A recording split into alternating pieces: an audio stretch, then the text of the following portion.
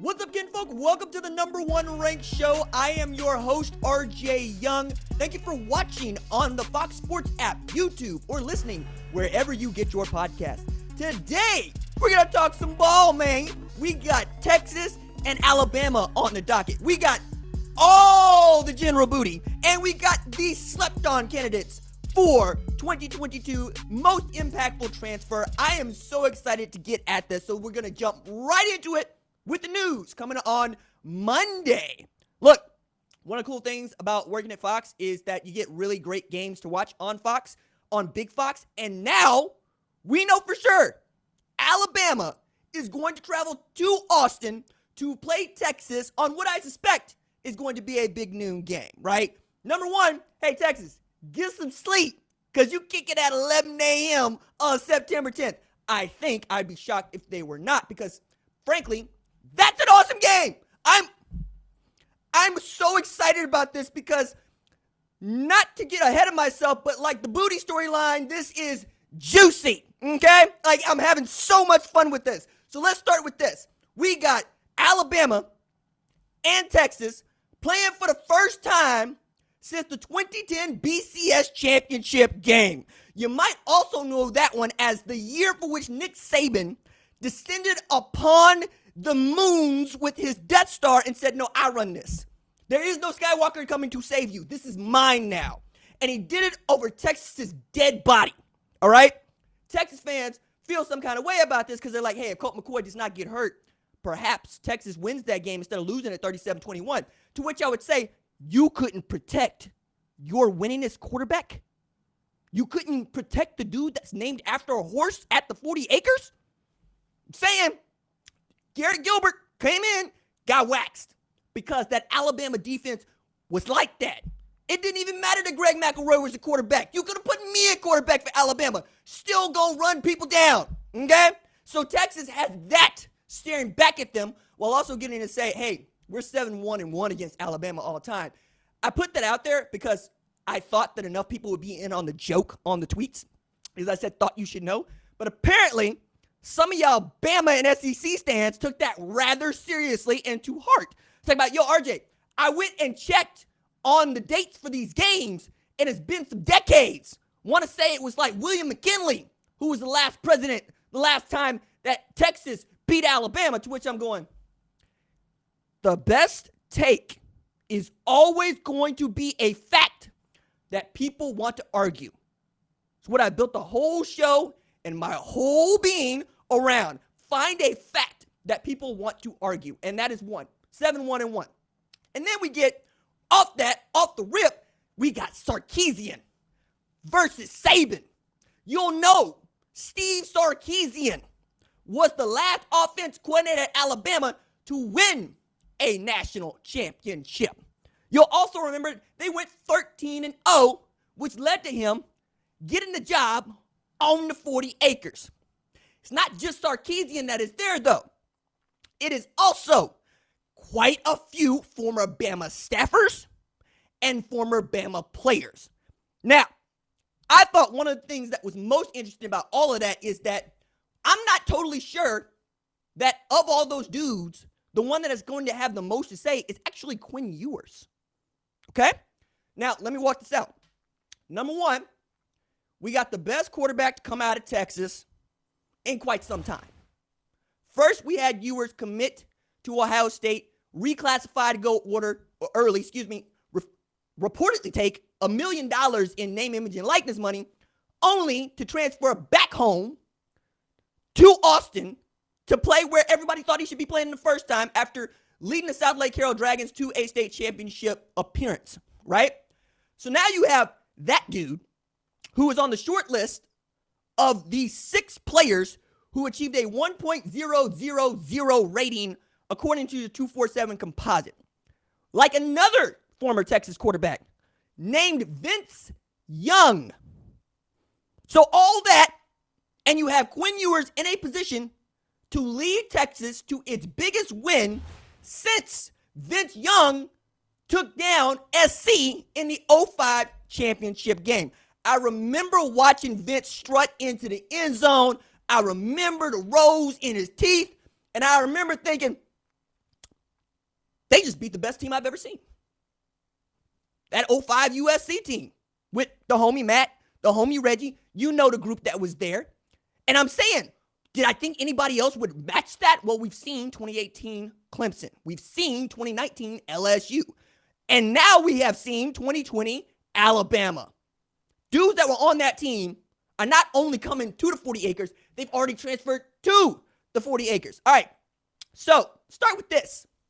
Jaleel Billingsley is probably going to be starting at tight end for Texas against his former team. And I'm going to hit on Jaleel pretty hard here later on in the show, but I want to leave you with this. Jaleel Billingsley is a tight end who was returning kicks in the SEC and National Championship game in 2020. Okay? I'm trying to tell you, Jaleel Billingsley was returning kicks when you had Devontae Smith and Jalen Waddle on the roster. Hello? I don't know how else to tell you that is a freak athlete at tight end that I can't wait to watch play again. Specifically against Alabama, for which, Nick Saban has had some things to say about some of the dudes that, quote-unquote, shed from his program. It's not uncommon for Alabama players to transfer. It is kind of uncommon for Nick Saban to say stuff about the dudes in particular who choose to transfer, okay? You're also talking about an Alabama football team that he feels really, really good about.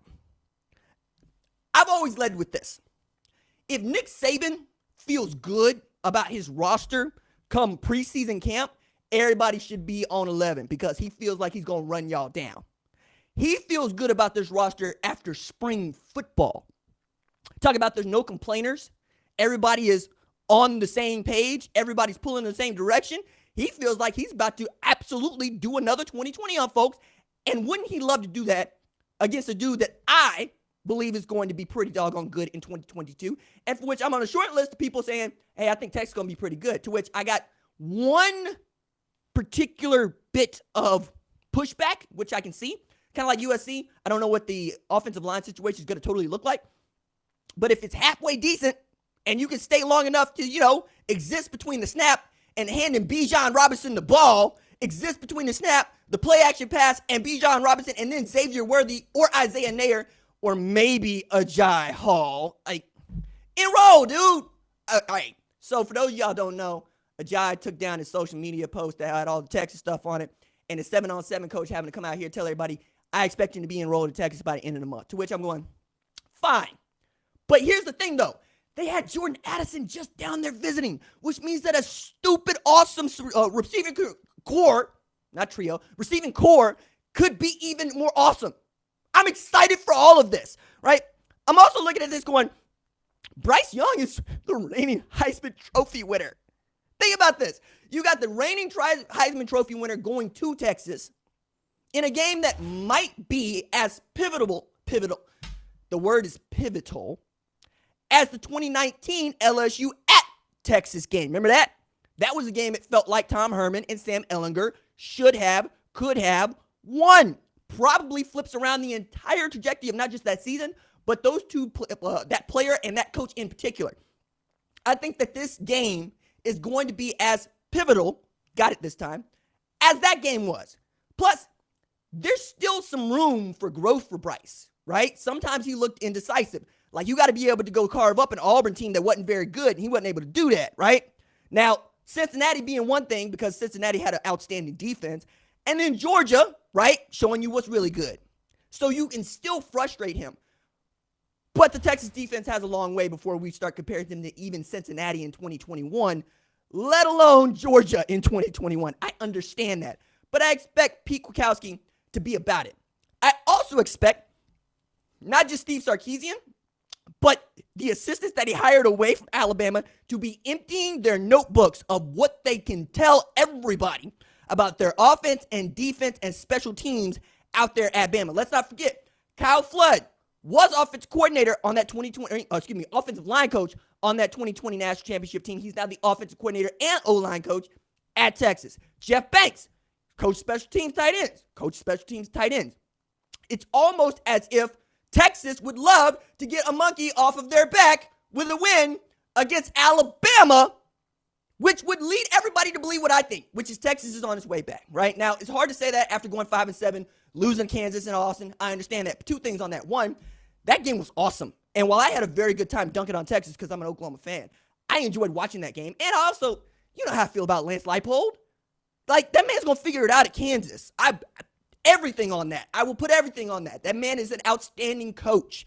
So it's not as if Steve Sarkeesian lost to a dude that, frankly, wasn't just destroying people at the lower levels and then went to Buffalo and turned them into world beaters. It's going to be just a matter of time because remember, Kansas is Kansas, but it wasn't like 15 years ago that they're playing in a New Year's Six Bowl, ranked like number 3 in the country. You can do those things at Kansas if you want to. I know I'm making excuses for a Texas team that also lost in quadruple overtime to Oklahoma while they sat Spencer Rattler and brought Spencer Rattler back in to go finish the game, as much as many people don't want to forget. Like, he actually won that game, even as Caleb Williams got them back into the game. I'm saying, if things had gone well for Texas, we'd be talking about a team that might have been 8-5 or even 9-4, as opposed to 5-7, right? I think that I'm going to be talking about Texas in this way for the foreseeable future. Then we'll see what games are played and what people look like because, hey, Arkansas also gave them a game. Arkansas ended up being a 9-win team, right? Arkansas ended up being one of the better teams in the SEC and the SEC West, period. Arkansas ended up beating A&M. A&M beating Alabama. You see how I can get this here, right? We could talk ourselves in, or I could talk myself into Texas being good because I can look at the roster and be like, yeah, man, you should be able to bird box me and have me point at Steve Sarkeesian's play card, and I should still be able to get up about 500 yards a game. Just put the blindfold on, have me going eeny, meeny, miny, mo, and that ought to be able to work because they're that talented at Texas. Now, it's also Bama. But I'm also going to say this. Pete Golding, who I really like, right, who's from the Ron Roberts School of Defense. Ron Roberts is the defense coordinator at Baylor. Dave Aranda learned from Ron Roberts. Also, Dave Aranda has been a world beater at Baylor. Come on, y'all. Put the dots together. Stay woke here. Pete is going to figure it out if he hasn't already. But they look kind of suspect. I say that, but he's got perhaps the number 1 overall pick in Will Anderson coming off the edge. All right? He's got Dallas Turner coming off the edge. All right? He's got Henry To'oTo'o coming back. All right? He also added Eli Ricks from LSU. It's going to be a game, baby. I'm so excited about this. Like, yes. Oh, all right. So, obviously, I'm fired up about it, but please let me know in the comments of the YouTube channel or on the tweets what you think about it. But I also want to get back into this. It wasn't that long ago, matter of fact, it's last week, that our man's Nick Saban went on a local SEC radio show. I'm joking. Paul Feinbaum's show is enormous. I'm making a joke there. Please don't lose your mind over that. But he did say of his own volition that he wanted parity college football. So I got the full quote here, all right? And I want to make sure that everybody gets the full understanding of what he said because I don't want to take this out of context at all. The quote is, one of the things I like to see us be able to work back to is everything in college football has always had parity.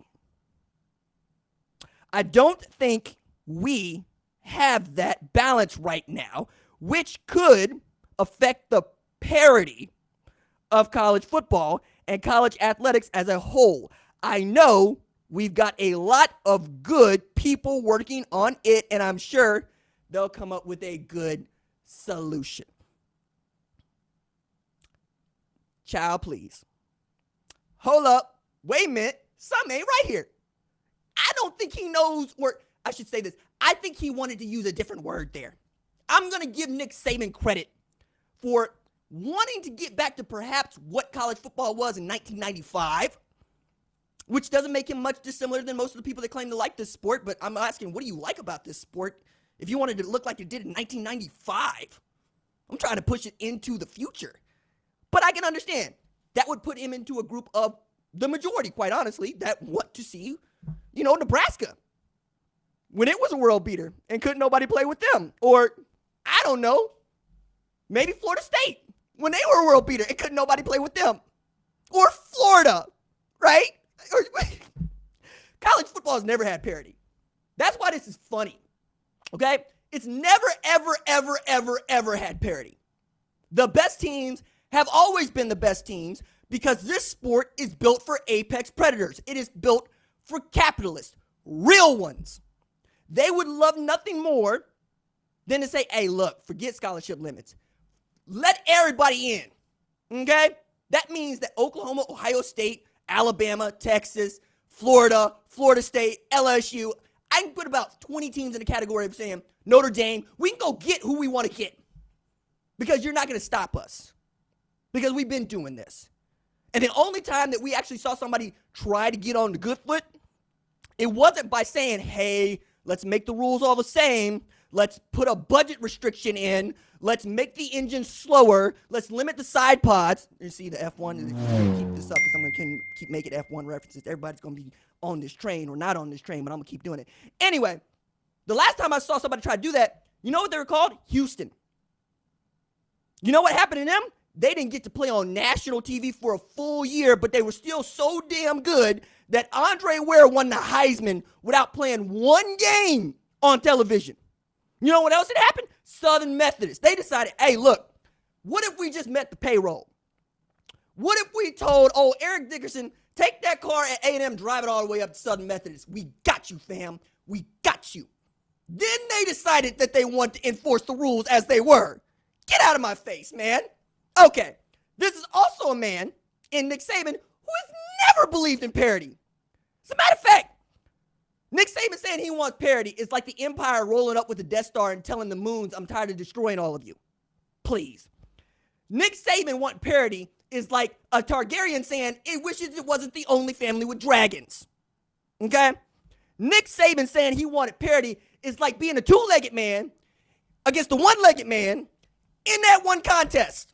It's saying, I'm tired of winning. Nick Saban saying he wants parity is like FIFA saying, I'm tired of faux fum. It just don't work. This is a man who won a national championship at LSU, frankly, by putting together one of the great rosters of 2002 leading into 2003, okay? Then left and decided to pursue a dream of being a professional head coach in the NFL. Stay with the Dolphins long enough to learn two things. One, never trust a doctor's opinion about Drew Brees' shoulder. Two, why am I in this sport where I'm allowed one first-round pick when I can go back to the other sport and get 25 every single year? And he chunked up the deuce and took his behind to Tuscaloosa, okay?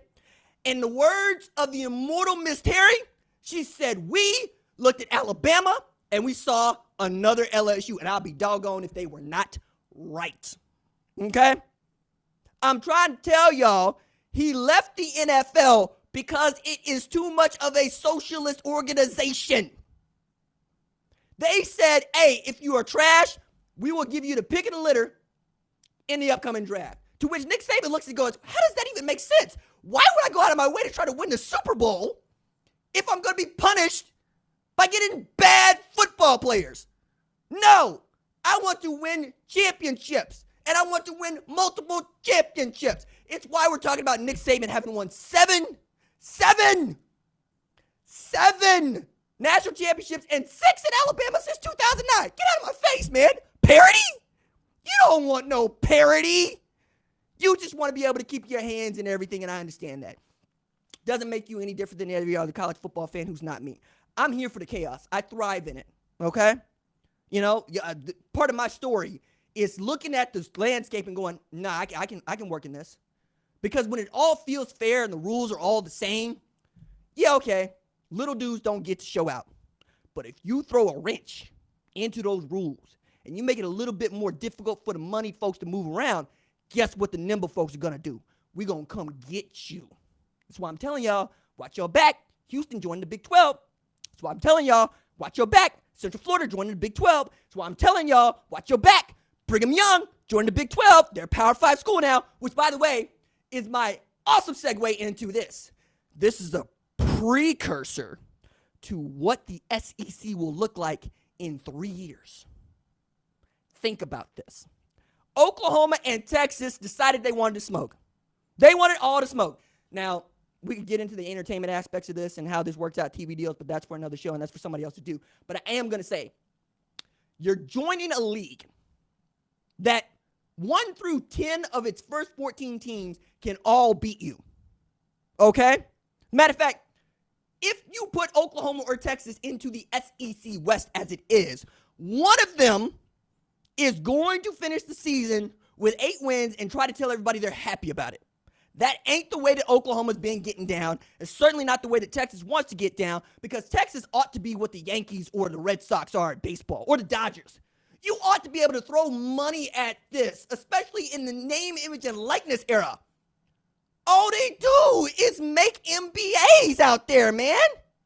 MBAs and recruit, us to play there. Matter of fact, under all of that, and I'll get into the SEC aspect here in a second, but I would be remiss if I didn't say, Jalen Milroe was kind enough to do this show before I even got a sniff from Fox.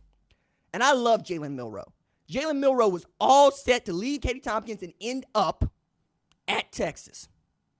Turned out, and he said this on the tweets, he wasn't Mike Yurcich's guy. Mike Yurcich was offensive coordinator at Texas, not offensive coordinator at Penn State. Guess what Jalen Milroe is doing right now? Playing football at Alabama behind Bryce Young. Do you know how excited I would be if, for whatever reason, Jalen Milroe gets an opportunity to go to work on Texas, which was the school that he wanted to go to in the first place? I'm so excited. I really want all this to happen. I can't tell you how excited I am about all of this. But I'm also excited for Texas to get a dose of what this SEC is about to be. Okay? I like to think of myself as a clear-eyed person about my football team. Okay? My football team is the Oklahoma Sooners. I do not expect the Oklahoma Sooners to compete with Alabama and Georgia upon entry into the SEC unless something drastic changes, like, I don't know, you win a national championship in the next couple of years. Then we can talk about it. But right now, Mr. Parody is about to show you what you could do with your parody against Texas, because he's hearing us talk. Just like he's heard everybody talk for years about chasing him down. The parody part of this is just ridiculous. But also, do you know what it would be like if Alabama manages to blow out Texas, as many of you think that they will, and then Texas got to deal with that for the next year when they go to Tuscaloosa, and then they got to play them in conference games every other year? Dog, you want to talk about some wrenched hands and consternation? Texas fans is not going to be happy. To which Texas fans going to be like, how can it be any worse than the last 10 years, RJ? And I'll be like, you got a point. I don't know what it's like to be Texas. I don't get skunked in NFL drafts. I don't live that life. I have lived sustained excellence for the past 20 years. Texas, y'all was good in 05. Decent in 09.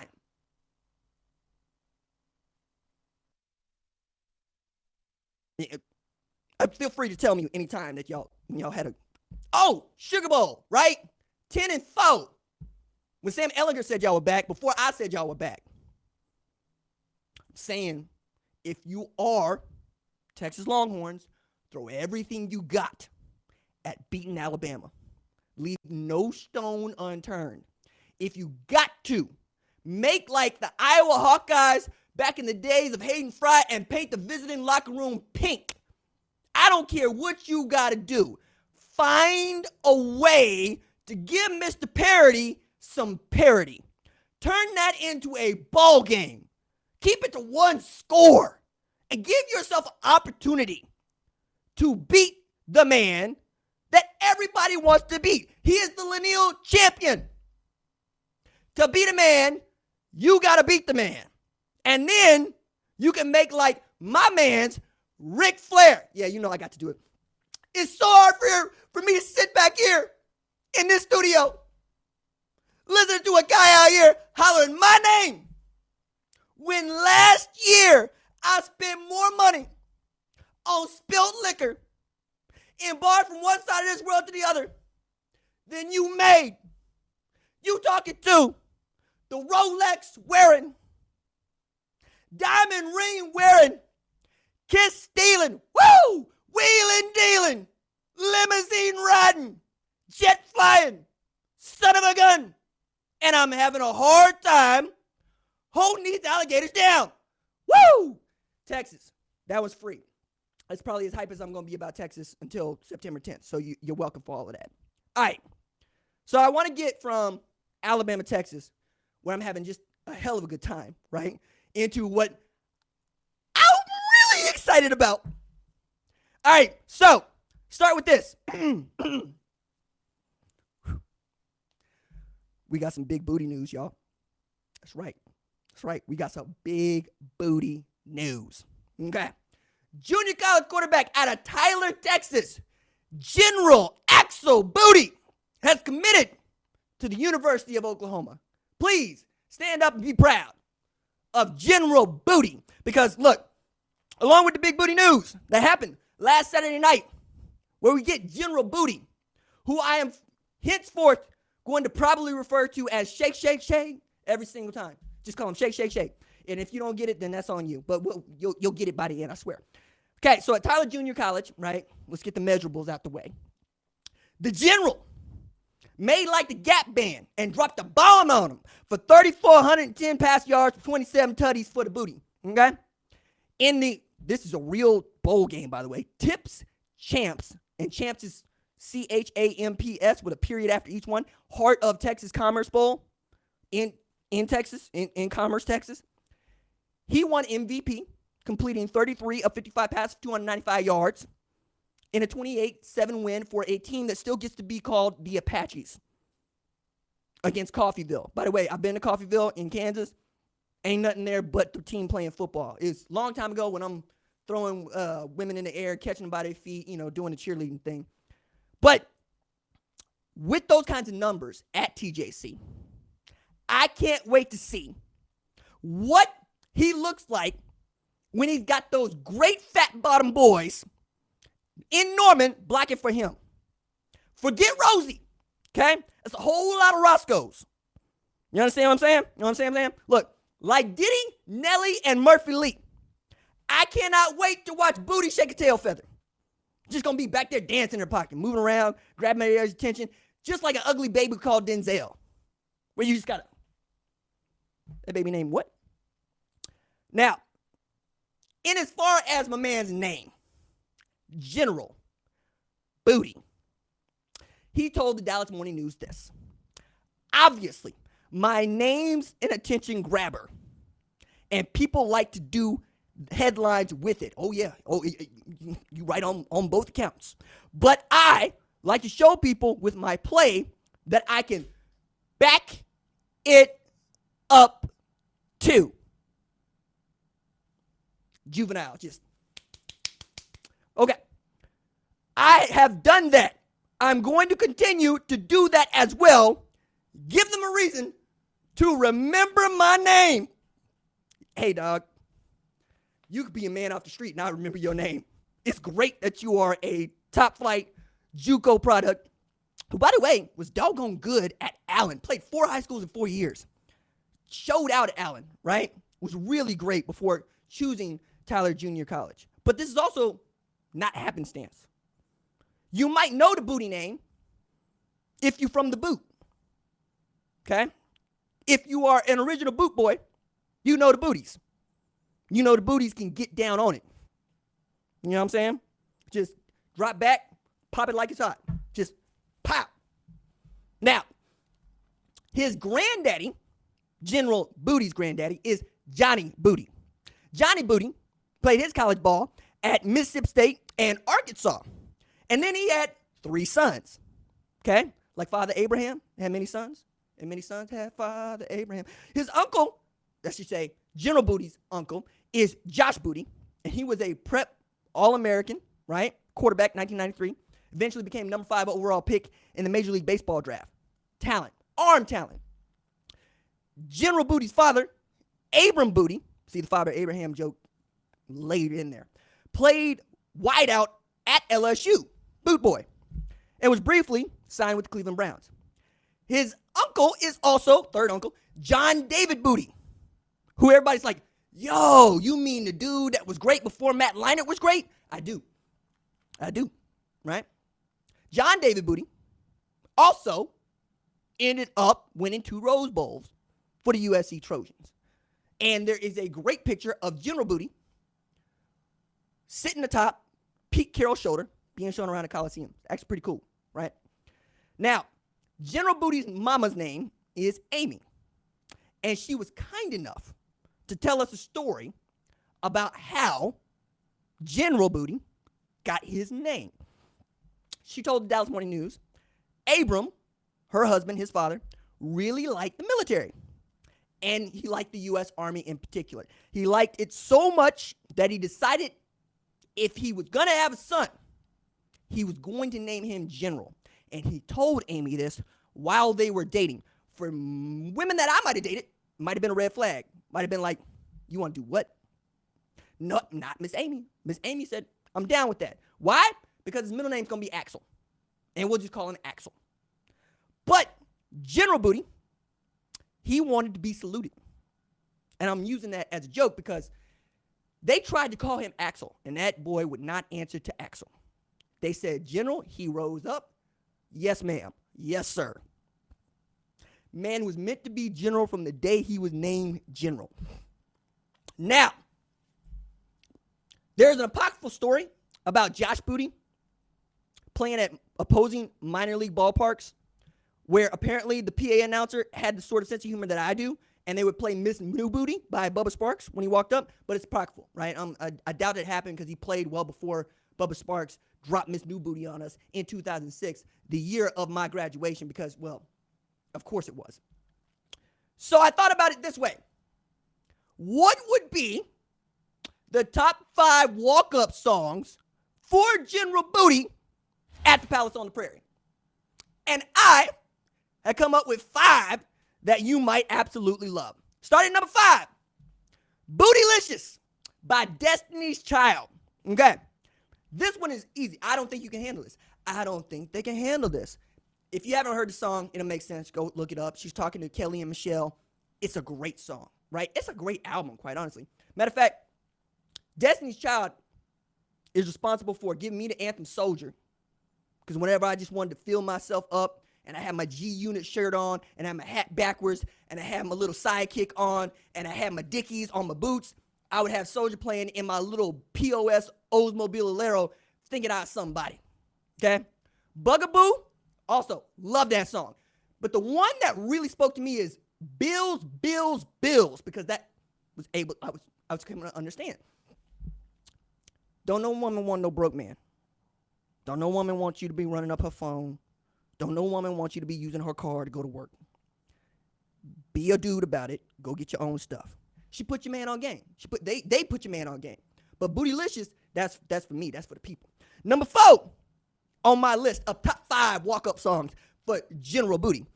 Got to be Baby Got Back in number 4. Got to be.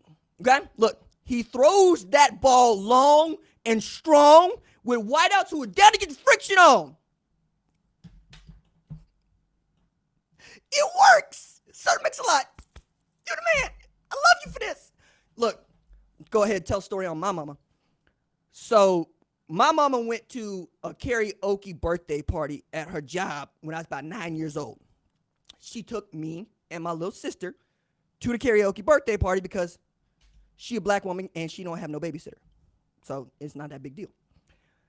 And everybody going through the karaoke songs, and they said the kids should do one. Kids should do one. And I was like, I do one. RJ, what song do you know? Baby Got Back. My mama let me do Baby Got Back at the karaoke bar in front of her friends from work. Love my mama for that. And as anybody who has worked on this show will tell you, I just be out here reciting stuff. Shakespeare, Baby Got Back, it's all there, right? Okay, number 3 on the list. Got to go with Miss New Booty.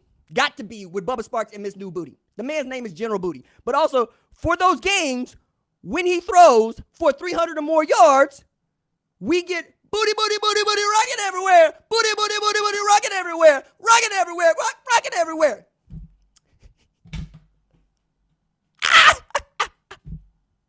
This works. It works. So when the man goes for 300, hey, PA announcer, I got you, right? That's number 3. Number 2, little out of the way here, Sweet Child of Mine by Guns N' Roses. If you are of a certain age, you understand because, well, the man's middle name is Axel, right? And that is exactly what he will be to me, a sweet child of mine, should he lead Oklahoma to its first national championship in 20 plus years. Yeah, he's going to be the boy in that song for me, or the girl in that song for me. Sweet child of mine. Gonna raise him up like we do Torrance Marshall when he came to get his boys Heisman back. I still get teary when I watch it. I mean, at the coin flip, came to get my boys Heisman back. You want me to run through walls for you. Have the JUCO linebacker out there saying that he came to get the quarterback's Heisman back from the Heisman Trophy winner before they play the game that decides the national championship, and then go win that mug. Sweet child of mine. Okay. Number 1 on the list. Shake your booty. That's right. KC and the Sunshine Band. Down with it, baby. So my daddy is as cool as my mama is, which is to say that in my daddy's car, he's listening to Michael Jackson, or he's listening to Parliament, or he's listening to Lakeside. And from time to time, the Ohio players. And then we have KC and the Sunshine Band. I'd be like, Pop, what am I missing here? And then he put on Shake, Shake, Shake. Shake, shake, shake. Shake your booty. Shake your booty. Yes, because this one works. Because, yes, the man's name is General Booty. Okay? And when he is moving around, making it happen, leading Oklahoma to wins, yes, your man is going to have shake, shake, shake going on all throughout the house. What I'm saying is, once again, I cannot wait to see Booty shake a tail feather at the University of Oklahoma. If it sounds like I'm having a damn good time today, it's because I'm having a damn good time today. Like, this is just content gods. Thank you. I love y'all so much. You're smiling on your boy right now. You know, I'm glowing. It's like the yellow. It's all working for me right now. All right. Let us transition from General Booty, sad as that is, to something as juicy, right? So I told you last week, 3-part series, we're going to have impact transfer candidates who could be the most impactful transfer of 2022. I gave you what I thought were the obvious candidates. Now we are moving in to the slept-on candidates, okay? So let me roll through these right quick. Top of the list, Notre Dame safety Brandon Joseph, okay? I got to meet Brandon at the Big Ten Media Days last year when he was repping Northwestern. He's coming off of that year, where he was an All-American cornerback, right? Safety prospect, period, at a place that just put out Greg Newsome, among others. And now he is transferring to the spot where Kyle Hamilton was a monster. I suspect our man, your man, my man, Marcus, is going to have that man playing center field for the Fighting Irish. I'm very excited about this because they're going to go from having an actual pterodactyl and Kyle Hamilton, who's literally going from one hash mark to the sideline to pick people off, right, to another actual pterodactyl who's going from one hash mark to a sideline to pick people off. Brandon Joseph can play. Okay, next on the list, Florida State defensive end Jared Verse, who's stomping on people at Albany. I'm really excited to see him coming off the edge. We know what Jermaine Johnson was at Florida State. This is their heir apparent to that, okay? Next on the list, Washington State quarterback Cameron Ward. Cam's coming from Incarnate Word, where he was lighting people up. But again, another FCS to FBS transfer that I think is going to be pretty doggone good. Okay. Settle for a little bit. I'm a man at Alabama. That would be Eli Ricks. Okay. I first met Eli when he was at the Star for the opening final in 2018. He was one of just a handful of underclassmen that were invited to this showcase for rising seniors. And he was already full grown at 6'2" then, just absolutely going at people. This is at a time when Spencer Rattler Theo Weiss, Jaden Hazelwood, R.J. Henderson, and Jason McClellan were running things on a 7-on-7. And Eli was matching up and going after him. This is also at a group where Kayvon Thibodeau is coming off the line, destroying people. Nolan Smith is coming off the line, destroying people. Chris Steele is talking his noise, playing cornerback and wide receiver. I had such a good time at the Star in Frisco for the opening final. And Eli has been that guy ever since. Coming out of Mater Dei, ends up picking LSU. I was really looking forward to him on one side and my man Derek Stingley Jr. on the other. It wasn't to be. He has since transferred to Alabama, where he's going to want all the smoke that is Isaiah Nair, Xavier Worthy, maybe Jordan Addison, perhaps even a Bijan Robinson if they're bold enough to split him out, and of course, Jaleel Billingsley if they put him on the numbers. He wants that smoke. Now, he's got some work to do. Got himself in a little bit of trouble. Maybe it holds him up, maybe it doesn't. But they need somebody that can really fill that space that is left by Josh Jobe, because on the other side, Kool-Aid McKinstry was getting stirred, okay? I watched that boy get his grits cooked against Cincinnati, and it didn't look like it was too much better against Georgia and that wide receiving group. He might get picked on, especially if Eli turns out to be that dude on the outside. You might actually move a Makai over there, right? Malachi Moore moves out there. I'd be fine with that too. What I'm saying is Eli's going to make you better. Going to let you move around. Might even play both sides, right? Might not just be a boundary of field dude. We'll see what happens. Okay. Next on the list for me, got to be Travis Dye at USC.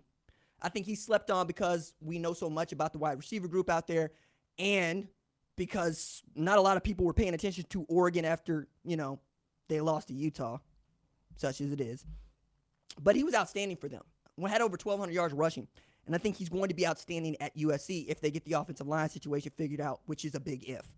Okay, now, back to Alabama, where I need to talk about my man's Jaleel Billingsley one more again. There aren't that many tight ends that are great coming out of high school. So much so that you remember their names when they appear. 2020, right? It's Eric Gilbert, who I still think is going to be a monster. For him, Darnell Washington. For him, Austin Stogner. And then you got to go back to like O.J. Howard. Like, tight ends just kind of come out. Like, Mark Andrews was a wide receiver that they moved over to tight end. He wasn't a tight end when he got to Oklahoma. That's what I'm trying to tell you. Wide receivers usually come and move in, right? And then you'll basically get some found money every now and again if you go to Alabama or Georgia, where they seem to have the franchise on these dudes, which is kind of my point. So for Jaleel Billingsley to be the tight end that is the caliber of O.J. Howard is one thing. It is quite another for him to be returning kickoffs on a team where Devontae Smith and Jalen Waddle exist, breathe air. Now, Jalen was injured for most of the 2020 season, but that don't mean you couldn't have dropped him back there in the national championship game when it mattered most. Devontae Smith won the Heisman Trophy at wide receiver and was returning kicks even a couple years before that. You still got Jaleel Billingsley back there running back the ball. You know what this reminds me of? This reminds me of a story that Coach Switzer likes to tell, right? About our man Keith Jackson. Keith Jackson was a tight end on a wishbone team, which is a glorified offensive lineman to everybody else. But he was so doggone talented and good that he used to beg Barry Switzer to let him return punts so he could touch the ball. And Barry gave in. And you know what? Keith was a man back there. A tight end returning punts. That is what Jaleel Billingsley reminds me of. I hope they let him return kicks out at Texas. I really do. I just want to see it. I want y'all to see 6'4", 240, running at you full speed with sub 4.5 speed. Like, I just that lights me up, right? And then you're going to have him matching up over linebackers? Good luck. All right. Moving from Jaleel to South Carolina tight end Austin Stogner. I think him and Jaheim going to be pretty good. You always got that connection with Spencer and Austin, and I think it's going to pay dividends in the SEC East. They outperformed my expectations last year under Shane Beamer. No reason why they couldn't do it again, especially when you're adding those two kinds of players there. Next on the list, going to Arkansas, wide receiver. That would be Jaden Hazelwood. The reason I'm highlighting Hazelwood here is because Treylon Burks, was drafted by the Tennessee Titans. Matter of fact, you felt so good about Treylon Burks out of Arkansas that you let A.J. Brown go to Philadelphia. Means something to me, okay? Jaden Hazelwood was that dude coming out of high school. The way that we talk about Emeka Egbuka, the way that we talk about perhaps even, we didn't talk about Jackson Smith and Jigba the way that we talked about Emeka Egbuka or Julian Fleming. That's how we talked about Jaden Hazelwood. So now it's just reaching his expectation, which is being the number one player at wide receiver in 2019 class. I expect him to fill that void left by Treylon Burks and be KJ Jefferson's favorite target on the outside. He has the talent to do that. And I think in that offense where they're going to try to run fast, go warp speed, and put the ball in their playmakers' hands, I expect Kendall Briles to figure it out and figure out really great opportunities for Jaden Hazelwood to touch the ball all over the yard. Okay, from Jaden Hazelwood, we move to another former Oklahoma wide receiver. That be USC wideout Mario Williams. Pretty doggone good with Caleb Williams, right? It was a great tandem, so much so that they want to keep playing with each other. I think they're going to have a great rapport, at least to start the season, then we'll see. But it's not as if USC lacks wide receivers. It's kind of why I was like, you going after Jordan Addison? Why don't you you need offensive linemen. You don't need more wide receivers. But again, if Jordan Addison wants to come play for you, you're not going to tell him no. And then last on the list, LSU defensive end Makai Wingo, coming from Missouri, where he was outstanding. I expect him to be pretty doggone good in that defense, especially in Brian Kelly's first year where he wants to run the ball and play defense whenever possible, okay? All right, those are my slept-on candidates for most impactful transfer of 2022. Next week, we will complete this series with the super slept-on candidates for 2022, some dudes that you probably didn't even know or think about, but I will give you the 411 on what to expect from them. This has been an amazing offseason show. I've had so much fun today. My thanks to executive producer Catherine Donnelly, to our associate producer Tyler Wojak, to our social media maven Javion Duncan, to our lead of screening Rachel Cohen, to our director John Marcus, and to you for watching and listening to this show that I enjoy making so much. That is it for me. Deuces.